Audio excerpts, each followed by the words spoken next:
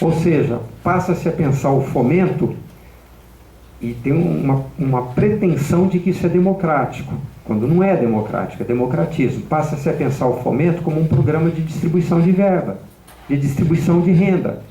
Eu não sou contra um programa de distribuição de renda, mas o fomento não é isso. O fomento se propôs a ser um programa para organizar a produção teatral, para que o teatro possa ter um desenvolvimento e que a população possa ter acesso a ele. O fomento, portanto, é para a população, não é para o grupo teatral. O grupo é um sujeito histórico desse programa. A gente perdeu o pé disso, não entendeu isso, e acha que é para a gente, então dá um pouquinho para cada um, distribuição de renda. E vai dizer para o infeliz que não se trata disso. O cara quer pagar aluguel. Mas o fomento aposta na continuidade. Se a competição já é um calcanhar de Aquiles do fomento, porque a gente está dentro de uma economia competitiva, essas bobagens todas. A gente sempre discutia essa questão de qualidade paus homéricos, tá?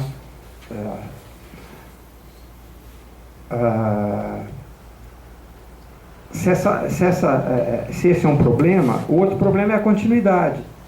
A continuidade implicaria não ter interrupção.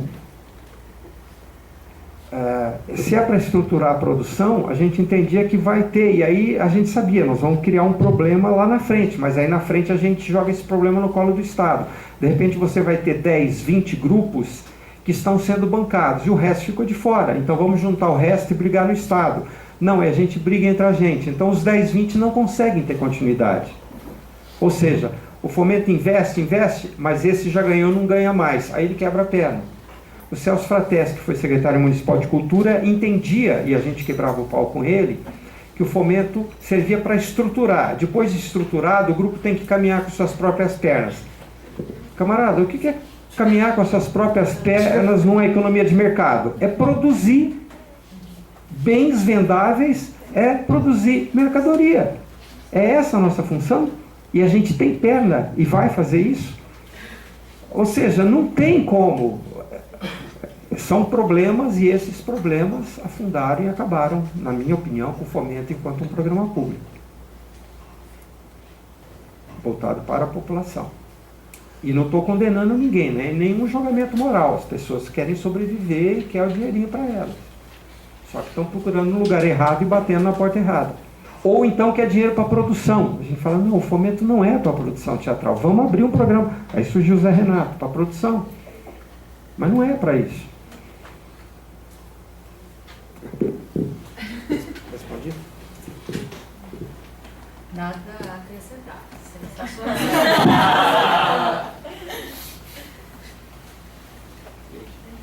A gente estava numa conversa sobre o público a quem é direcionado as produções que ganham fomento.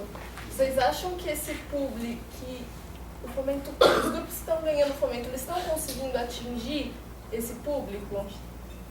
Que a gente, inclusive, chegou que eram os trabalhadores. E se atingiu lá atrás, houve a ampliação desse 14? Aqui o buraco é grande, né? Eu acho que sim. Não, acho que você tem projetos. Começo, levante, você corta. Morena. Eu acho que você tem projetos, se você ler, não sei se vocês tiveram a oportunidade, mas é acessível a leitura dos projetos, né? Eu acho que tem projetos de excelência lá, sim, que pensam a arte, o acesso ao teatro, a interferência do teatro e a junção com outros movimentos, que não só os artísticos, que promovem, querem, desejam, pesquisam aproximações de outra ordem, que não a ordem meio contínua. Você tem projetos de excelência lá, eu acho que vi acontecer várias vezes, né? E ainda acontece. Agora, com o passar dos anos, como o Moreira estava falando, são 14 anos, isso vai se dissolvendo um pouco, se destituindo, né? Vira mais uma prestação de serviço, coisa para estrangeiro ver. Mas eu acho que sim, tem trabalhos seríssimos escritos e que vão nessa direção, né? Uns mais radicais, uns menos radicais, né? Acho que o Moreira pode falar bastante disso. Tem grupos que ainda não romperam totalmente com um formato de acontecimento que ainda é híbrido com o mercado, né, que diz respeito à assessoria de imprensa, a público-alvo, embora sejam de excelentes projetos artísticos e de produção de pensamento, forma, conteúdo, eles ainda não radicalizaram tanto nessa coisa do acesso e da intersecção dos públicos, da plateia. Público, qual público é um projeto, né? Qual público é? Acho que essa é uma questão muito pertinente. Mas, não queria definir, que acho que acontece, senão a gente, né? É coisado, a gente estuda, né? Vocês devem estudar teatro brasileiro, estava até brincando. No máximo a gente chega até arena oficina, aqueles tempos e tal.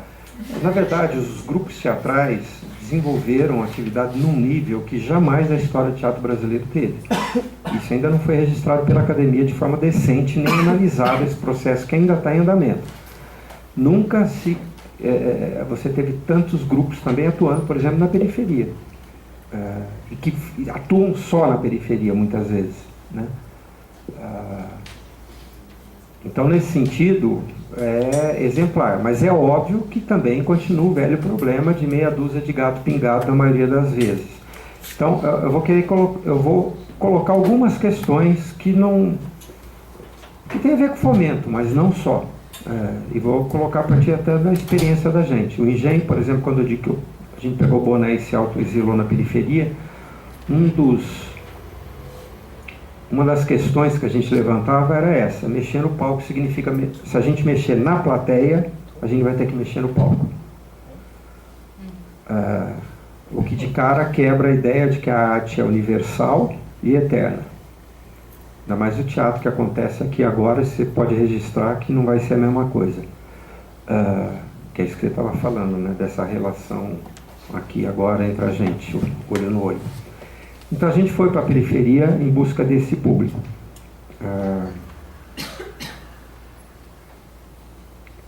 Teve loucuras, aí eu vou remontar até antes do fomento. Em 96, por exemplo, em 10 meses a gente fez 301 apresentações, dava mais de uma por dia.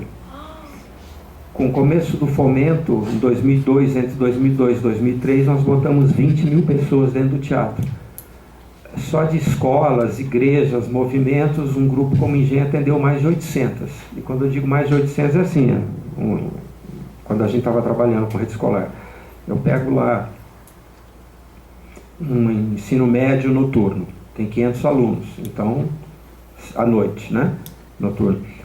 100 vão nesse dia, misturado com outros, 100 de outra escola, 100 no outro, 100 no outro, 100. Então a escola vai 4, 5 vezes ao teatro, depois provavelmente voltava no ano seguinte, mas é uma escola só. Então a gente fala 800, mas isso não significa que, mesmo porque 20 mil pessoas perto de um segundo de Jornal Nacional ou de uma telenovela, significa o quê? Né? A gente está com uma amostra lá no teatro, por exemplo, o Latão foi lá, pelo tipo de espetáculo, o Sérgio no máximo queria 158 pessoas. Eu falei, não vai dar, cara. Não, porque não dá, porque vai ser prejudicado. A gente fala com o público. Né? Foram 170, não lembro, foi 200 e pouco. O tijolo, por exemplo, que era o mesmo papo, só para 120 na frente, falei, não vai dar. Reunião do elenco, na hora de começar, não dá para mandar o povo embora, fizeram para 250. Fala, puta, lotou, gente saindo pelo ladrão. O que é 250 pessoas numa sociedade de massa? Você sabe a escala? Se fazer para 60, para 30 ou para 200, para a gente é gostoso. Nossa, tem gente caindo do teto. Mas, né, vamos sair um pouco do umbigo e olhar. Aí você fala trabalhadores. Eu estava até brincando com o povo da Brava esse fim de semana. Os grupos de teatro, em grande parte, mesmo sem combinar, desenvolveram ao longo de 10 anos, isso já algumas pessoas já até escreveram a respeito, não foi combinado, mas desenvolveram um programa estético, que é chamado Estética do Desmanche. A gente, de certa forma, o Paulo Arantes chegou a dar uma entrevista para o jornal, para o Estadão, uma vez, dizendo que o pensamento e a pesquisa e a crítica tinha abandonado as universidades e migrado para o palco dos grupos teatrais de São Paulo. Era um momento em que a gente estava no auge, ou seja, a gente desenvolveu um projeto de colocar o desmanche da sociedade, que eu estou falando ligado ao momento neoliberal do capitalismo, e não é só o momento neoliberal. Você falou em trabalhador. Quem é a classe trabalhadora hoje, né? Posso brincar um pouquinho com isso, avançar um pouquinho mais, mas enfim, a gente está falando do desmanche dessa classe no palco. Como é que ela pode estar na plateia se o nosso espetáculo está dizendo que ela está ausente enquanto sujeito? Se ela foi inteirinha fragmentada e desmontada. O nosso espetáculo está dizendo isso. E ao mesmo tempo o nosso espetáculo depende desta plateia. É uma contradição que a gente está... Eu sempre pergunto o que explica a nossa existência, porque a gente não tem chão histórico para isso. Só para comparação. Volkswagen, quando com Piscator, etc., na Alemanha, tinha 150 mil operários pagando para aquilo existir. No início do século XX, século XIX, a classe operária construía centros culturais com cinema, teatro, biblioteca, escola. Não era o Estado, eram os trabalhadores através das suas organizações. Um teatro, então, o próprio teatro épico só dá para entender por conta desta exigência e desta relação. Porque, de repente, havia um público, havia um movimento, havia uma classe que exigia um outro teatro.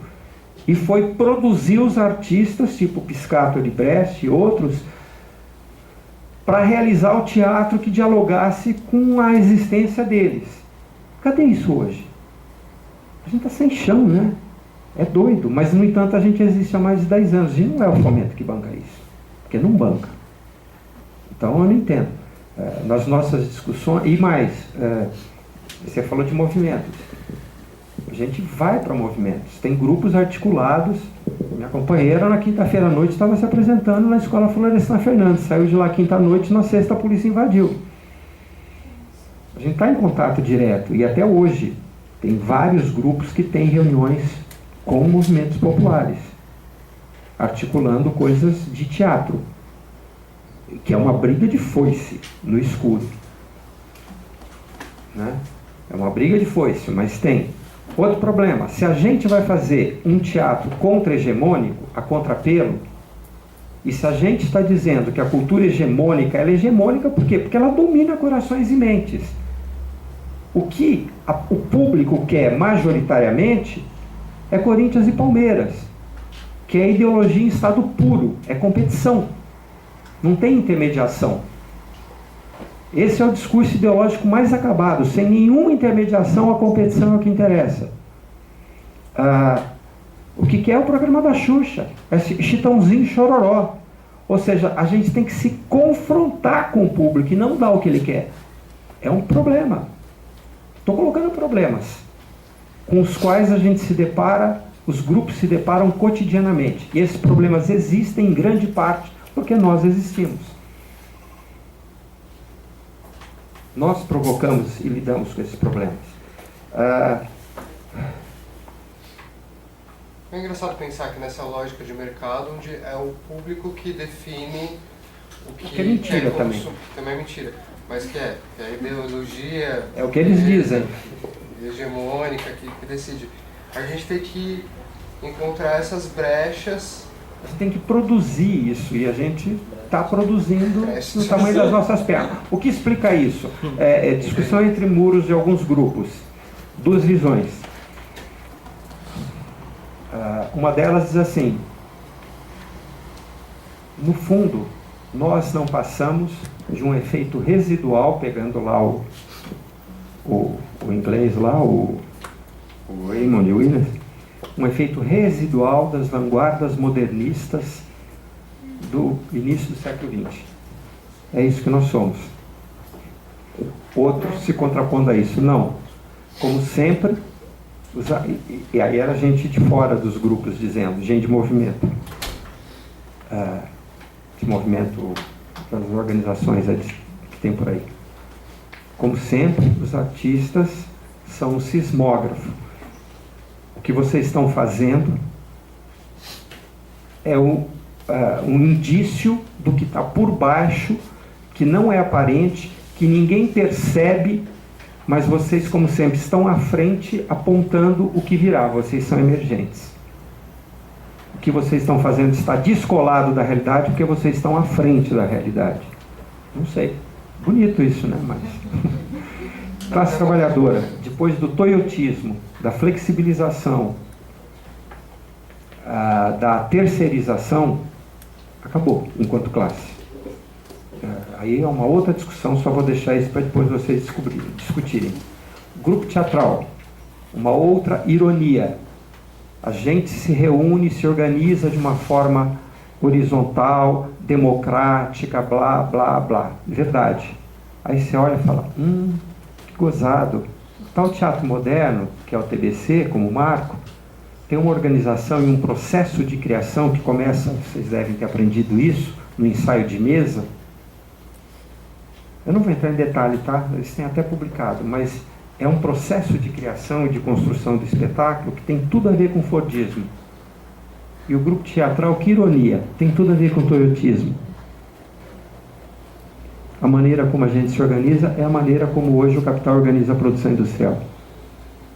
Somos independentes? Outra ironia, triste, daí o programa de Tormenta. Você faz um projeto, porque é isso que eu quero fazer. Estou indo na melhor das hipóteses. O meu projeto é esse. Você ganha o fomento, assina o contrato. No meio do processo você percebe, não é bem isso. O nosso processo de criação está mostrando que a gente estava errado. Ou, não é mais isso que a gente quer, é isto que a gente quer. Ou, puta, é legal, mas a gente precisa de mais tempo. Nada disso você vai poder atender. Porque você tem um contrato, você tem que cumprir.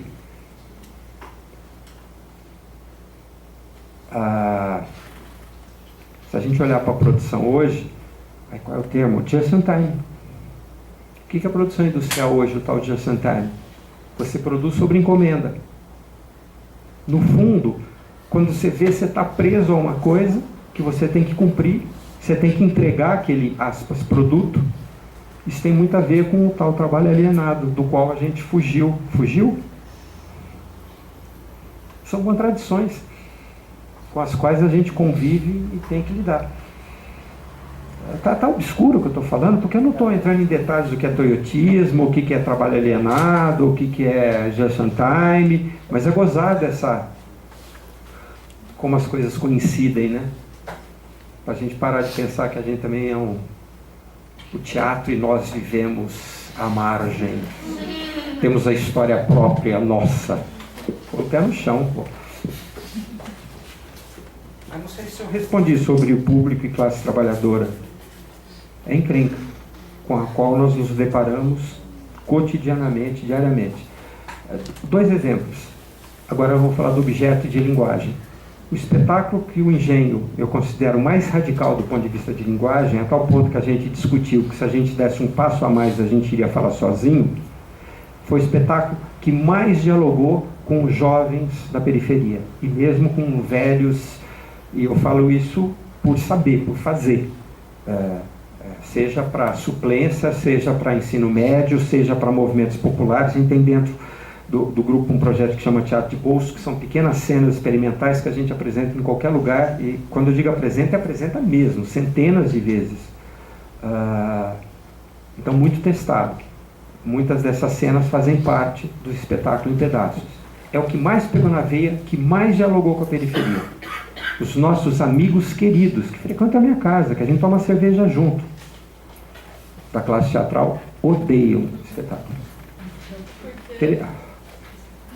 Formação, experiência. Eu digo que quando a gente foi para a periferia, eu tive que me livrar de um monte de coisas que eu aprendi na faculdade, para poder dialogar com aquele público. E eu costumo sempre brincar, formação de público cacete, é formar o teatro para o público, e não formar o público para o teatro. depoimento sobre isso? Teve no ano do fomento, na Secretaria de Cultura da Marta Suplicy, teve um projeto de formação de público, né, Moreira? Teve um pouco, Celso. Tem um pouco a ver com o que você está falando. Não tem a ver tanto com a classe trabalhadora, mas a Secretaria escolhia alguns espetáculos de alguns grupos para se apresentarem nos CELs, nos recentes primeiros CELs. Isso já foi uma segunda, terceira fase de formação, mais avançada já. Tinha nos teatros distritais. A primeira foi muito pior. A primeira foi uma produção da Secretaria de 4 espetáculos pós-empresariais. É verdade. Exatamente. Teve a produção da Secretaria de 4 espetáculos, que eles escolheram quais eram, quem dirigiria e tal. Depois foram para os teatros distritais, depois para os CELs, é isso, né? E aí a São Jorge foi com o Biderman e os Incendiários fazer essa circulação pelos CELs, né? E a Companhia São Jorge, ela é central, ela é da Barra Funda, né? Porque todos nós somos. Então, a gente se constitui, a nossa natureza, a nossa identidade vem do centro, nós somos um grupo do centro, que não quer dizer que a gente não olhe, não se interesse e não esteja aberto às questões das descentralizações, mas é a natureza, é uma identidade, a gente vem do centro. E aí a gente foi para apresentar o Biderman e os Incendiários neste projeto Formação de Público, né? E eu tenho certeza que quem mais se formou nessa circulação foi a companhia e não o público. Se é que vocês me entendem. Foi impressionantemente importante para a companhia se ver nesse lugar, nessa falácia ao mesmo tempo e nessa distância quando ele diz, né? Porque aqui, entre nós, os nossos códigos, as nossas formas, as nossas pesquisas estéticas, cheia de teorias, cheia de conceitos verdadeiros, mas que muito nos distancia, às vezes, de um encontro real com o outro, né? A gente fica muito entre nós. E eu entendo totalmente o que ele fala. E quando a gente foi para o CELS, aconteceu exatamente isso. A plateia nos olhava, ela se entretinha até com o que era exposto, afinal, era um evento diferenciado diante da rotina deles. Era até bem pensado, iam educadores, artistas educadores antes, conversar com os professores, com os alunos, não era só aterrissar lá e apresentar, né? Mas formou muito mais, eu tenho certeza se eu conversando com outros grupos que participaram, foi muito mais emblemático para quem realizou do que para quem assistiu. Foi importante, criou outros sentidos, outros significados, outras camadas. E às vezes para quem assistiu foi uma coisa que não criou tantos sentidos, tantos significados, tantas camadas para quem assistiu. Por conta disso, a gente está muito cifrado, né? Essa punhetagem esteta, né? Cheia das ondas, cheia das coisas, das siglas, das performatividades, da cena, do caralho. E por isso que o encontro, essa palavra encontro tem que estar sempre na sua máxima potência, para você entender isso no encontro, né? Com o outro, com a alteridade, que não você, senão fica muito entre nós. Mas dá para entender que é complicado, né? E que não tem uma resposta. Tem, de novo, encontro, troca, experiência. A gente está condenado a experimentar e quebrar a cara. Eu queria fazer uma pergunta. Aproveita e responde. Não, acho que eu vou fazer primeiro, que eu acho que está nesse campo de falar sobre essa arte dentro da periferia, e aí terminar com uma pergunta sobre o fomento da periferia.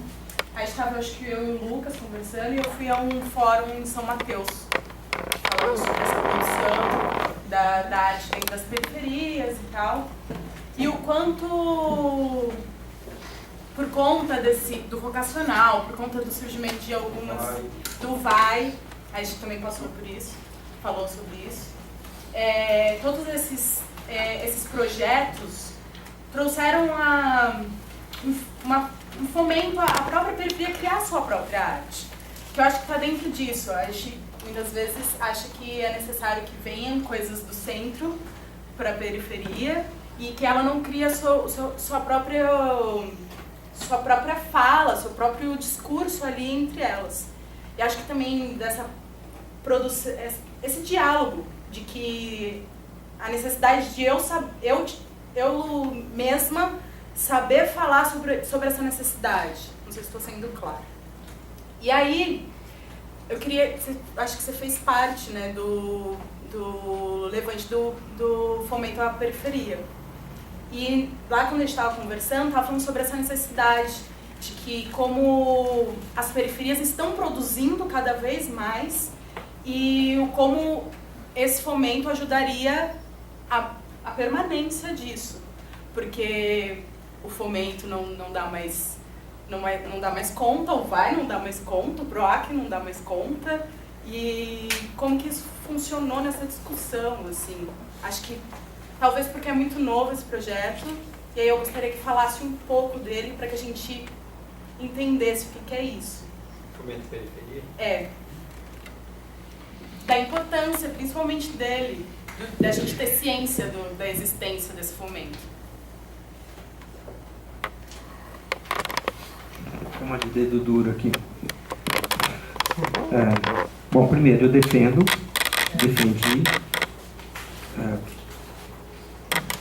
participei do início, no fim também. Estou falando isso não para me gabar, mas para me colocar a favor. Tá? O que foi apresentado, inclusive as redações finais foram feitas em casa, no meu computador, as reuniões foram feitas dentro do engenho. Mas tive paus homéricos com os companheiros. Acho que ele é necessário, mas logo vão descobrir que o buraco é mais embaixo. Qual é o problema que eu e algumas pessoas enfrentamos lá dentro e a gente falou, não, tem que fazer do jeito que é, porque senão não avança. Primeiro, os tais sujeitos periféricos, que eu falei lá atrás, são companheiros, eu conheço, tá? Não se colocam a questão de classe. E aí a coisa começa a complicar. Segundo, ingenuamente, mesmo que eles não percebam, eles estavam tentando defender uma espécie de reserva de mercado. Aqui é nós, ninguém entra.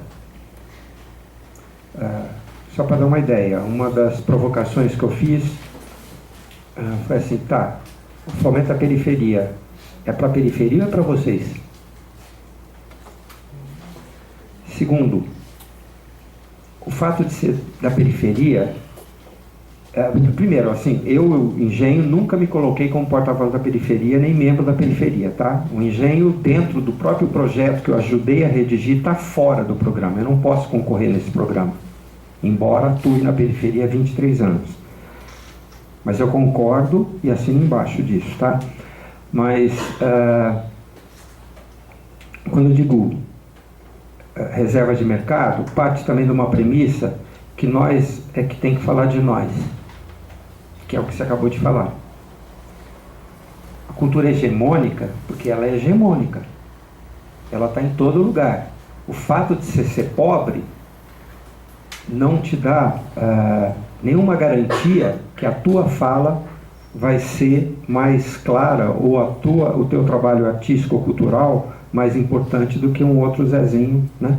Na discussão, por exemplo, entre o Paulo, chegava a provocar assim, falei, legal, pelo teu critério, Stalin é mó legal, porque ele era um camponês, pobre, não sei o que e tal. Já Marx e Engels é uma bosta, né? Porque filhos de empresário, um pequeno burguês, um filósofo, um matemático. Como assim? O projeto Periferia, por exemplo, se vocês forem querer participar, não pode, tem que morar na periferia. Segundo, na prática isso começou a dar problemas, mesmo entre eles. Mesmo entre eles não. Foi difícil botar na lei isso. Depois a lei teve emendas, mudou na negociação com o governo e eu nem participei mais disso. Como eu estou falando, me coloco como representante da periferia, então não participei das negociações. Mas, por exemplo, uma das coisas, o projeto a gente não queria criar figura jurídica para obrigar as pessoas a se organizarem nos moldes hegemônicos. Não tem que criar ONG, não tem que criar sua empresa, porra nenhuma. Então a solução encontrada assim, é representada por 3 pessoas individuais. Tem que ser coletivo também. O que era um problema. Tem que ser coletivo. Um poeta é coletivo, caceta. Né? Mas ele tem que se organizar com os outros, ok, para forçar uma organização para poder apresentar um projeto legal, isso eu concordo. Mas aí 3 pessoas, e aí eles, quando eu falo não só reserva de mercado, impedindo quem mora lá entrar, mas reserva de mercado para o fundão, para aquele que está mais fudido, que mora mais na periferia da periferia. E aí, como dividir essas áreas da cidade? A gente rebolou para botar isso na lei. E na hora que a gente começou a mapear e colocar, estabelecer critérios para isso, surgiu a questão assim, tá, esse carinha mora aqui, que vai ter tal porcentagem da grana, porque ele é prioritário, não sei o quê. Esse mora aqui, que está numa outra região, que vai ter uma porcentagem maior. O outro mora na outra. Os 3 participam do mesmo coletivo da mesma. Como é que fica isso? Enfim, o problema é esse. Excluídos... Eu já falei que a gente também é excluído, mas não tem comparação, né? Jogados na merda, para falar o português claro, como sempre foram. Agora eles falam, agora eu quero o meu. Você vai dizer, você está errado? Não, você quer o teu. Então tá. O projeto foi feito nesse sentido. Então, quanto ao programa cultural, tem um pouco a ver com aquilo que eu estava falando dos grupos teatrais. Eu também quero o meu. Então você está falando de distribuição de renda. Só que no caso deles parte da premissa que por ter nascido lá e vivido lá, eles são os verdadeiros porta-vozes de uma cultura dita periférica. É mesmo? A Brava, por exemplo, saiu do Sacolão das Artes com paus homéricos. E a Brava é um grupo de pessoas que nasceram, foram criadas e moram na periferia até hoje. Quebraram o pau dentro do Sacolão das Artes. Que aquilo virou festinha e nego querendo montar o seu pequeno negócio, o seu restaurante, o seu barzinho para ganhar dinheiro. Então é complicado. Mas é por aí que a gente achou que tem que ir, vamos em frente. Lá na frente vai vir a fatura e a cobrança disso, mas tem que ter. E tem histórias de hip hop, vai longe. Mas é óbvio, se você pegar o Racionais MC, é óbvio que eles são porta-voz da periferia. E que tem um puta trabalho de qualidade. Tem letras do Mano Brown que você lê aqui e fala, caceta, mano, é muito bom o que o cara faz. Tem coisas impressionantes. Parece que ele virou evangélico agora, mas não estou gozando, não, é triste, mas os evangélicos, aquilo que eu falei, significam uma forma de organização e dar respostas tortas ou não. Eu posso não concordar, mas consegue responder às necessidades daquela população.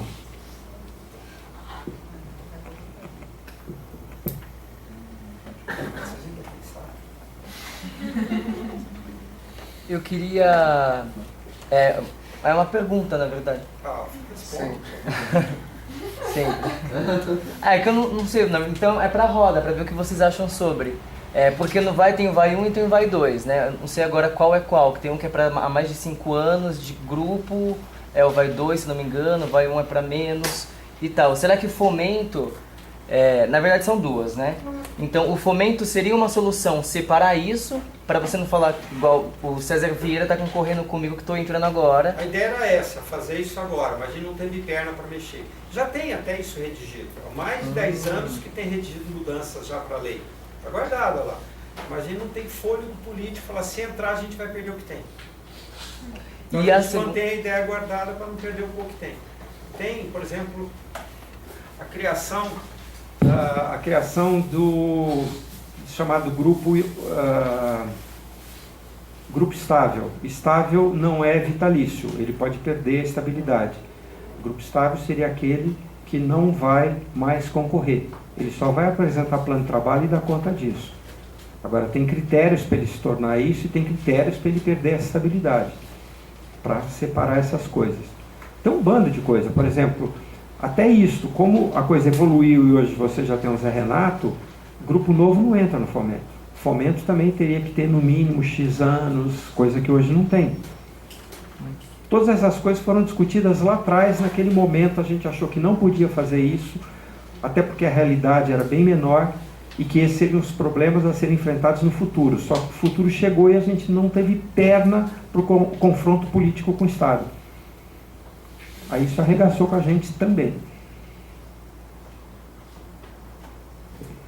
E a segunda coisa,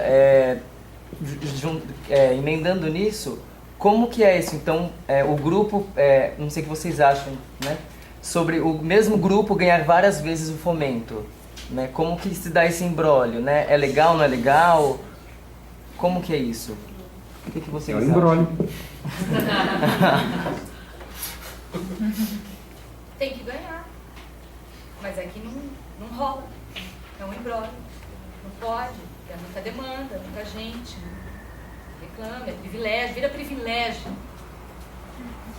Não é privilégio. Você está na estrada há 30 mil anos, né?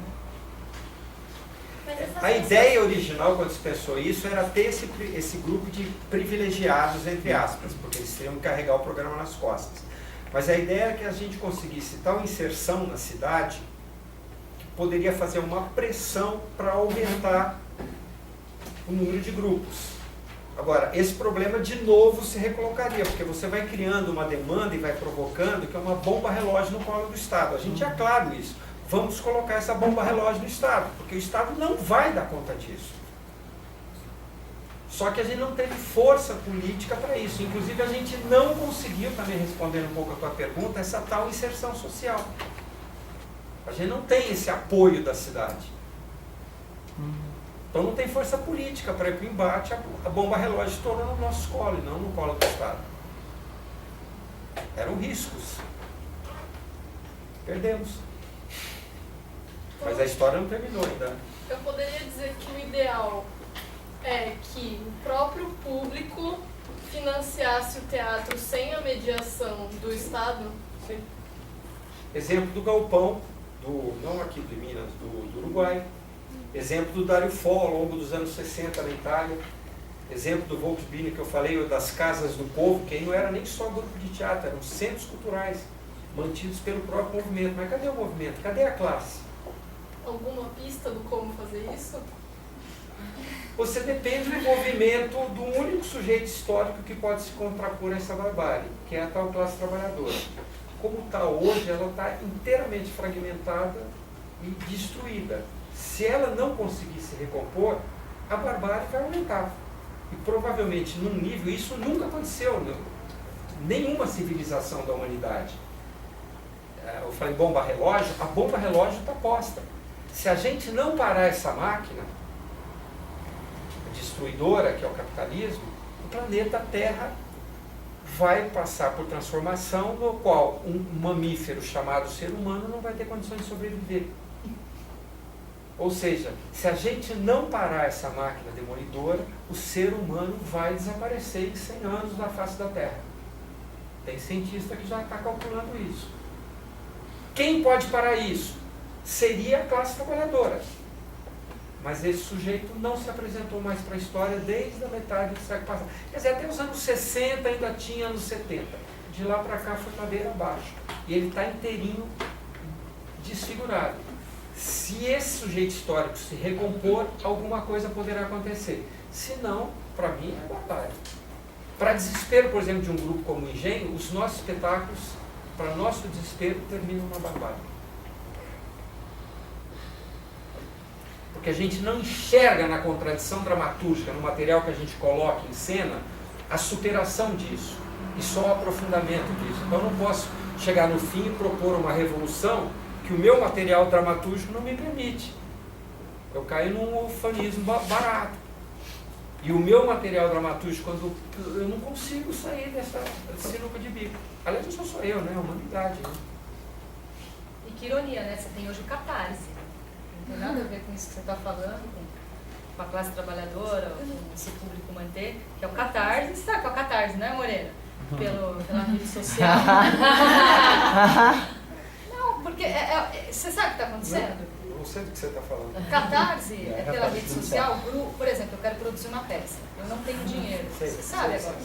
E aí eu busco ajuda, eu peço ajuda. Todo mundo, né? Mas não é para a plateia, para o público. Geralmente, o que eu mais vejo é para os próprios amigos artistas. E a gente fica se autoajudando, autoestimulando. A mãe, o pai, a avó. Exatamente. Se você pensar, você está falando do Uruguai, né? Lá, Vox, e essa aberração da catarse são exemplos totalmente díspares, onde o Estado está alheio, né? Antes disso, a gente fazia livro de ouro, ou então fazia festa. Quer dizer, a gente nunca fez, mas cansei de ir em festa, e normalmente as festas que se fazia para arrecadar dinheiro davam prejuízo.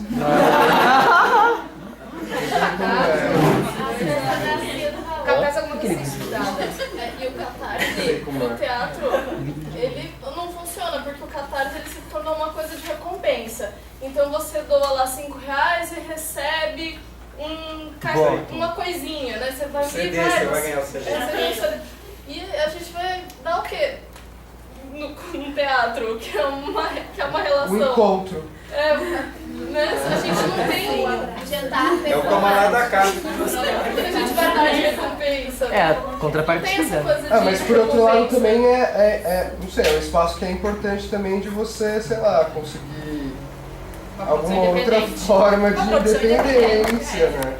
Os artistas financiando os artistas, desobrigando cada vez mais. Mas esses dias atrás ela passou uma reportagem falando que o Grupo Corpo estava com financiamento coletivo e aí em troca eles davam ensaios abertos, assim, pra galera. E aí eu fico pensando, que é foda mesmo, porque o Grupo Corpo acabou de fazer a abertura da Olimpíada, então imagina, problema pra nós, né, Mortais. Então, mas eu fico pensando também que onde que tá esse lugar da contrapartida dos projetos, né? Que é isso. Quando vocês falam, tem um monte de gente oferecendo várias oficinas, eu fico pensando, nossa, então a gente deixou de ser atriz, ator, a gente virou oficineiro. Porque tem esse lugar, né? Pô, o meu espetáculo já não é mais uma contrapartida para a sociedade. Entende? Então, eu acho que outra contradição nisso, assim, eu fico pensando também aquela coisa, a gente tem que pensar a acessibilidade, a contrapartida, qual é o público que a gente vai apresentar. Não sei se isso está sendo suficiente, porque a gente virou, primeiro a gente virou oficineiro. Segundo, a gente está nesse lugar de a gente estar disputando com o cara que está no mesmo espaço que a gente não está mais só disputando espaço, que já é foda, a gente está disputando lá o vaizinho que tá difícil de ganhar, diga-se de passagem.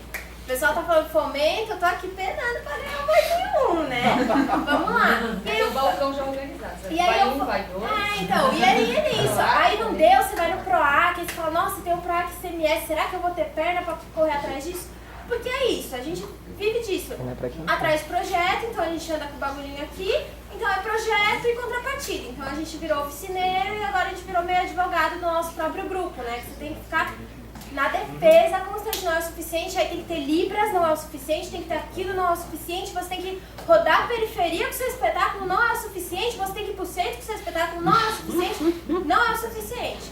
E aí eu volto na questão que o Giovanni falou, assim, e aí, a ideia é que esses grupos do fomento se mantivessem, né? Mas e aí, quando a galera nova vai chegar no fomento, né? Porque sim, beleza, não vou tirar o mérito de quem tá há 30 anos trampando. Gente, pelo amor de Deus, Nossa, não é isso. Tá chegando e vai chegar cada vez mais. Esse é o Então, só que aí que tá, né? Como se manter os de 30 e abarcar os de 10? Como se manter os de 40 e se abarcar os de 15, sabe? Porque, 15 anos também já é uma quantidade considerável. Será que os grupos que já estão aí há 10 anos rodando já estão conseguindo chegar a um fomento? E aí a gente entra em mais uma contradição, né? Porque assim, a gente quer se manter na coisa, mas será que a gente... Né? E aí, meu amigo aqui do lado nem entrou na coisa pra tentar se manter, né? Ó que louco, né? Então é a mesma coisa. Então, a mesma galera que tá disputando o Vai 1 aqui comigo, vou fazer uma comparação com quem tá disputando o fomento, assim. Tá todo mundo disputando não só mais o mesmo espaço, mas virou oficineiro, virou advogado do seu próprio projeto, assim. Então, acho que... Produtor. Tormento. Sim, e acho que é importante a gente também ter um olhar claro, assim, sobre essas questões, assim. E a gente, né? Verdade, realmente, a gente precisava fazer mais. Beleza, acho que, vamos lá, usar esse termo genérico, né? Trabalhador, que eu acho que a gente tem que discutir, né? Quem é esse trabalhador que a gente tá falando, gente? Porque na TV é o que... Gente, vamos lá, Dória, ele diz que é trabalhador. Que trabalhador a gente tá falando, né? Quem é essa classe trabalhadora que a gente tá falando? E se é ele que vai financiar o que a gente tá falando, por que a gente nunca... Filho, e aí, o que você acha? Sei lá, sabe? Como tá esse diálogo, sabe? Porque é isso, a gente tá indo na secretaria, a gente tá indo... Tá, e aí? E os diálogos aqui mais próximos, sabe? Eu tô lá na periferia, enquanto eu tô dialogando com a minha vizinha, com a minha mãe. Se minha mãe quer financiar meu projeto, gente, minha mãe também é público, sabe? Vamos lá, se minha mãe tá afim de me dar 10 continhos pra eu comprar lá um negocinho pro projeto, pô, mãe, valeu, sabe? Você é público, minha mãe vai ver minhas peças, sabe? É isso, assim, eu acho que é bacana, interessante a gente pensar nesses projetos. Eu acho que também é bizarro esse negócio do Catarse, porque é isso, né? Você ficar oferecendo coisa pra você ganhar uma merreca. Então, caneca, faz caneca do grupo. Gente, eu já vendi caneca do meu grupo porque a gente precisava comprar projetor, realidade, sabe? Então, acho que é isso, assim, como manter, né? Como disputar isso, porque virou disputa, né? É uma grande disputa, né? Enfim, não respondi nada, mas também não perguntei, então... Eu tentei colocar esses problemas, não sei se estavam postos ou não, mas é isso. Mas eu acho que isso está ligado a todo o movimento que inicia o fomento para começar isso. E aí, como não deu conta, acho que vamos criando essas novas medidas, assim,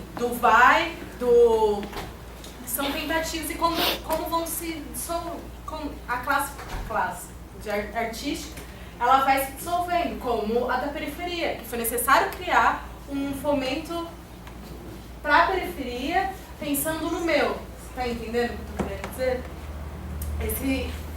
Esses indivíduos, sabe?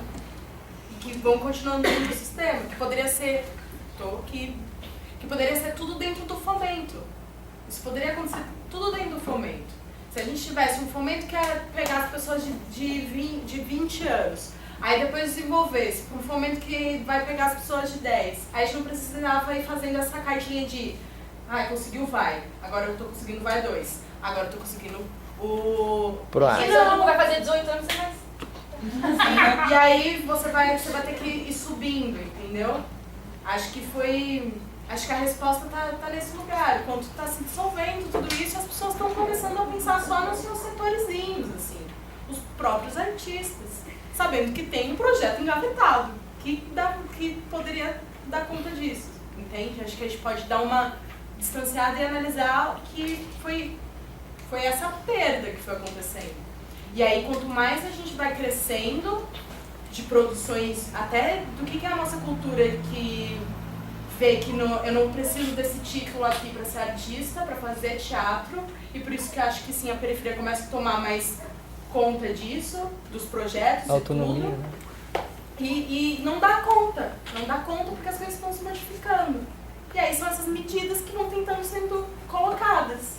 E como está tudo dividido, eu vou fazer o quê? Eu sou da periferia. Quando eu vejo o fomento sendo ganhado, eu vejo quem ganhando. Ele não está dando conta nem dos caras mais.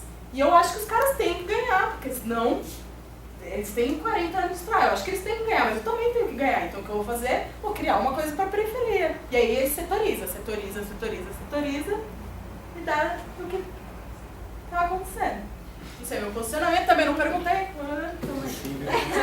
E assim, pensando em todo esse cenário, o ataque que está ocorrendo agora, quais são as perspectivas de luta dos grupos e desses encontros que estão acontecendo? Então, a gente volta ao início da minha fala, que eu acho que tem a ver. A gente está nas migalhas, a gente está nisso, nas migalhas, tentando responder essas migalhas. Acho interessante quando vocês trazem falar um pouco sobre o arte contra a barbárie, porque, como eu disse, a gente está se encontrando para apagar incêndio, para se defender, para ficar na defensiva, para setores, entendeu? quando que a gente vai começar a ter tempo de novo, porque nos roubam o tempo também. A sociedade está organizada para a gente não ter tempo para se organizar nas coisas importantes, tá entendendo? Né? Quando que a gente vai ter tempo de conversar mais abrangentemente com os artistas sobre essas questões, que não seja só apagar incêndio. Né? Moreira não falou? A questão estava chegando aqui, aí reuniu 5 grupos e falou, meu, não dá. Eclodiu num manifesto, quando viu, tinha um monte de gente que estava, né, o estupim estava explodindo. Isso vai ser, mas o encontro é para pensar, para produzir pensamento, não é para ficar correndo atrás das migalhas. E deve estar, né, não que as pessoas não se encontram para conversar, os grupos se encontram, mas de uma maneira mais efetiva, pelo que eu vejo, da experiência que eu tenho desde que eu ativo até agora, a coisa se diluiu bastante. Muito. A gente se encontrava muito mais para conversar. A gente, estou falando dos grupos amigos, quiçá, né, chamar grupos amigos, mas outras pessoas de referência de cultura de outros lugares, eu acho que a gente tem que voltar a produzir pensamento, não sei.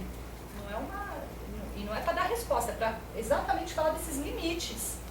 Porque a gente se encontra para... Hoje a gente se encontrou, respondendo a sua pergunta, para ver quem ia redigir a carta para falar lá no microfone na hora da votação orçamentária, né, o que ia ser falado, para os milhões e tal. Então, está tudo reduzido a essa esfera. A gente não se encontra, e há um tempo, algumas pessoas, a gente tem que se falar mais, a gente tem que abrir, voltar a se encontrar, conversar, sem querer chegar numa prática. As coisas têm que... O impensável deve aparecer, não sei, a gente tem que... Eu acho isso o nosso maior problema hoje. A gente está apagando incêndio, não encontra para conversar. Isso é uma percepção. Você conversa isso bastante com muita gente? Até que não, viu? Podia conversar mais, acho que sempre pode ser mais, né? É onde vai, que aí sim, acho. E não que isso vá nos salvar, né? Mas, enfim, pelo menos produz registro, produz outros territórios de imaginação.